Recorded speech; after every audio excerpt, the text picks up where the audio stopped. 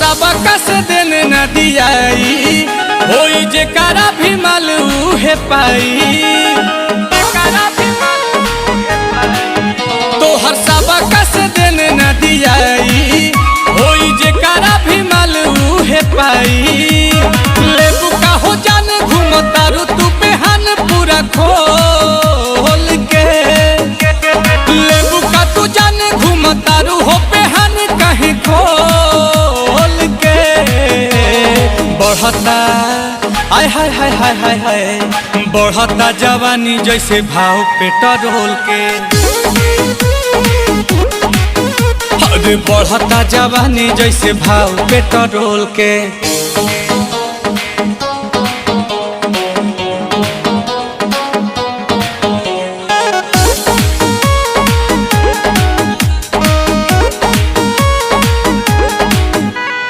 लागे पछताए पड़ी तो हके पटाई के बड़ा की बहिन भइल बारू महंगाई के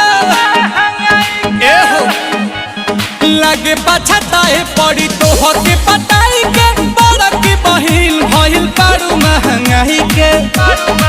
कि कद हमारे ही नाम तेल टंकी ढेर पीछे न घुमाव बुझी मंकी देखी के चिचिस होला माथा पे चिस बेबी डॉल के देखी के चिचिस होला माथा पे चिस बेबी डॉल के बढ़ता ओए होए होए होए होए होए बढ़ता जवानी जैसे भाव पेट्रोल। हाय फ्रेंड्स, मेरा नाम राम गोपाल चौहान, मेरा छोटा भाई रमेश चौहान। हम लोग का वीडियो पसंद आए तो लाइक करो, शेयर करो, सब्सक्राइब करो, बेल आइकन घंटा दबाओ। Bye bye, good night.